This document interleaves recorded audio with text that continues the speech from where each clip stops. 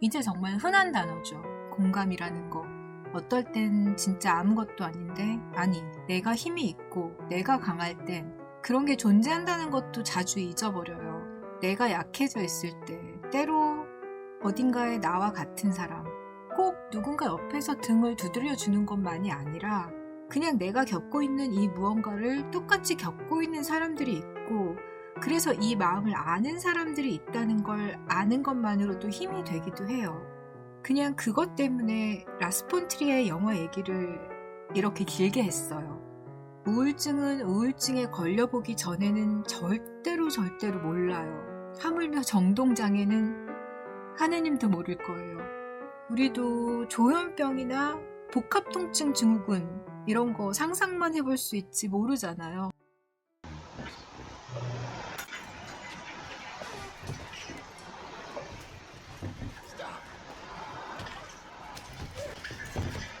라감독의 우울과 고통의 관점에서 봤을 때 안티크라이스트에서 그는 일반화하거나 주식화해서 도움될 게 없는 고통도 존재한다고 소리치고 있고, 멜랑콜리아에서는 누군가에게는 삶이 지옥일 수 있다는 것, 죽음이 구원일 수 있다고 믿을 만큼 고통스러운 삶도 있다는 걸 이야기하고 있어요.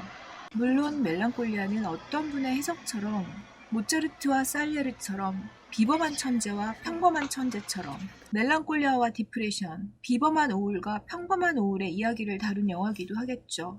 하지만 라감독이 가장 소리쳐서 하고 싶었던 말은 이런 사람도 있어 라는 거였다고 생각해요. 하지만 절대로 우리를 이해해줘, 우리를 돌봐줘 라고 하고 있지 않아요. 멜랑콜리아에 대해서는 이건 행성 충돌 영화다 라고 분명히 해버렸을 정도로 이해를 바라지 않아요. 허세까지 있죠.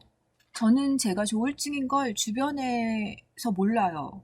부끄러워서 말을 안 한 건 아니고 한 3명 하나? 그중 한 명은 우울증인 줄 알았을 때부터 만났던 남자친구라서 중간에 감별 진단을 받은 거라 어쩔 수 없었던 거였고, 일형 양극성 장애인 것도 아니었다 보니 알릴 만한 계기가 딱히 없었어요.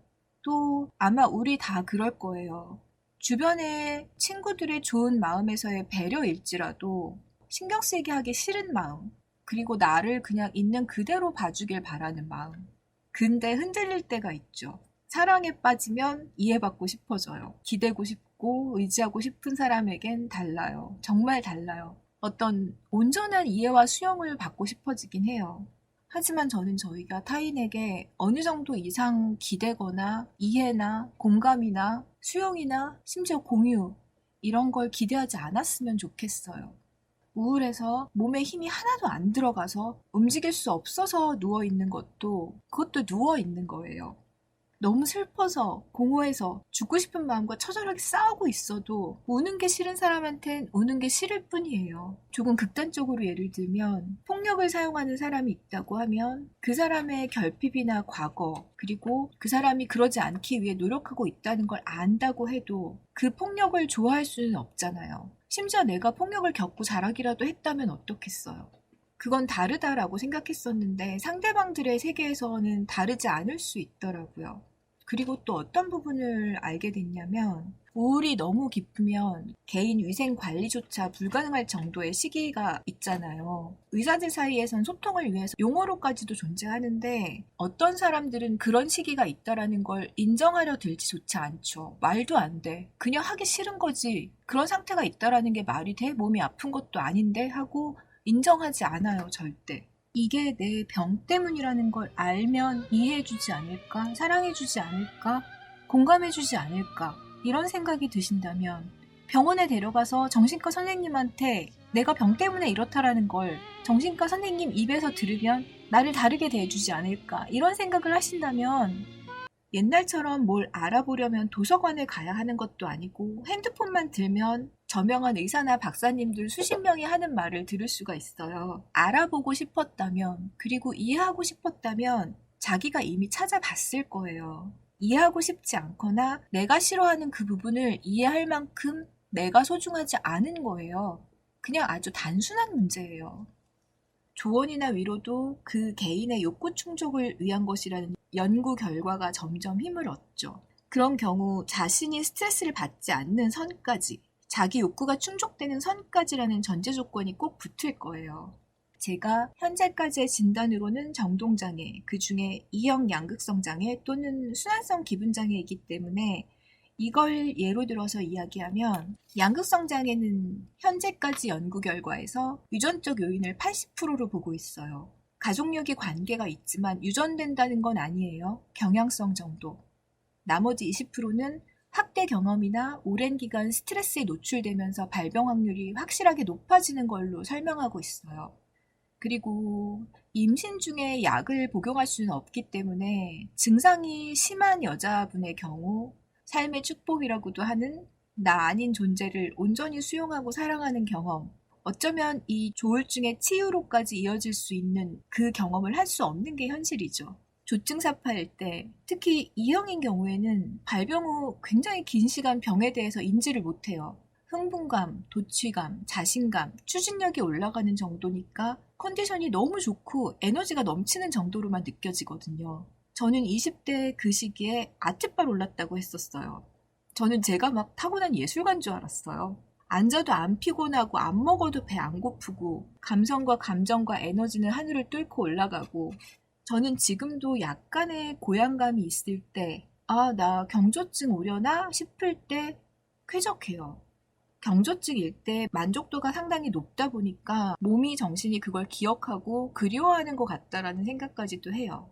그런데 반면에 이게 한 끗 차이로 일이나 공부가 아니라 무분별하고 파괴적인 행동 쪽으로 꽂힐 때가 있어요.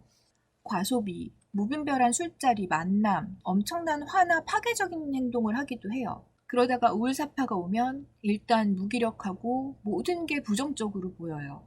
침울해요. 피곤하고 머리도 안 돌아가요. 계기가 없어도. 과수면, 과식, 심할 땐 자살 생각. 그런데 경조증일 때 20층, 30층 높이 올라갔다 보니까 떨어질 때 더 오래 떨어지고 더 아파요. 그 다음 고통이 엄청나요. 거기서 더 큰 문제는 경조증 시기에 현실 검증력이 약화된 상태에서 일을 벌리잖아요. 자신감이나 추진력이 잔뜩 올라가 있으니까. 그러다 우울사파가 오면 내가 세운 계획이 세상 한심한 계획으로 세상 개쓰레기로 보이면서 거기에 의욕이나 의지도 없고 기운도 없고 그걸 수습하는 것조차 고통이니까 살고 싶지조차도 않아져요. 그 둘 다가 아닌 상태에서는 평온할까요? 그렇지도 않아요. 오히려 권태와 지루함으로 힘들어요. 이렇게 시계추처럼 왔다 갔다 거리는 삶을 산다는 거, 이 불규칙적인 삶 속에서 헤매다 보면 끊임없이 상실과 실패를 겪어요. 실제 삶에서도 그렇고 머릿속에서는 그 몇십 배로.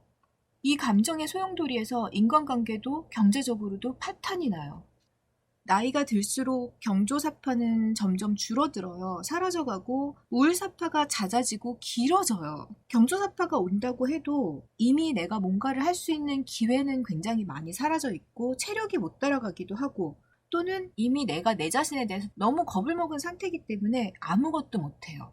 그러다 보니 물질 관련 중독 많이 일어나고 특히 순환성이신 분들 수면장애 당연히 있고 자해 역시 보고되고 결국 자살. 이걸 누가 알겠어요? 머리로 이해는 할 수 있을지도 모르죠. 그거조차도 아주 힘들겠지만 우울증에 걸린 사람을 이해하고 받아들여줄 수 있는 일반인은 아예 없다라고 하죠. 마음의 감기라고 불리는 가벼운 우울증도 우울증에 걸렸다가 회복된 사람들조차도 우울증 환자랑 대화나 소통이 안 된다고 해요. 그런데 저희가 겪고 있는 감정이나 삶을 누가 공감하고 공유하고 깊이 이해해 줄 수 있겠어요? 정말 너무 깊은 우울에 있거나 정동장애 가지신 분들 이해나 공감 구걸하지 마세요. 멜랑콜리가 신플라톤주의에서 그리고 17세기의 철학과 예술에서 천재성을 주는 대신 따라오는 부작용이라는 관계에 큰 영향을 준 두 학자 파치노와 버튼, 그들이 심한 멜랑콜리였다고 했죠. 그 사람들도 라스폰트리에도 죽으라고만 하는, 죽음과 끊임없이 싸워야 되는 자기 자신에게 보상을 주고 싶었을지도 모르겠어요. 그래서 멜랑콜리아에 대해 연구를 하고 책을 쓰고 영화를 만들고 바그너에게 큰 힘이 되었다는 쇼펜하우어, 그리고 쇼펜하우어는 니체와 프로이트와 아인슈타인에게 굉장히 큰 영향을 준 분이죠. 쇼펜하우어에게 세상은 지옥이고 고통이었어요. 정말 끔찍한 곳이었어요. 그래서 그 사람에게 그걸 벗어날 수 있는 유일한 길은 해탈이었어요. 아마 쇼펜하우어는 티벳에서 승려로 태어나야 될 사람이 잘못된 시간에 잘못된 곳에서 태어나서 그렇게 고통을 받았어야 됐지 않을까라는 생각도 들고, 저는 환생이나 이런 걸 믿진 않지만 그 시대 그때 태어나서 너무 고생을 해서 신이라는 게 있다면 이번에는 좀 행복하게 살아라 해서 다시 태어나게 해준 게 에카르트 툴레가 아닐까라는 그런 미친 생각을 좀 해봤어요. 그 쇼펜하우어도 평생을 우울증으로 너무 심하게 시달린 사람이었죠. 쇼펜하우어를 연구한 사람들에 의하면 쇼펜하우어 아버지도 우울증 때문에 결국 자살했다라고 추측되고 있어요. 그래서 그들이 다 죽음이 구원이라고 말을 하고 있고 그렇게 믿고 있는 걸까요? 죽으면 행복해지는데 무서워서 못 죽고 그냥 꾸역꾸역 살아가고 있는 걸까요?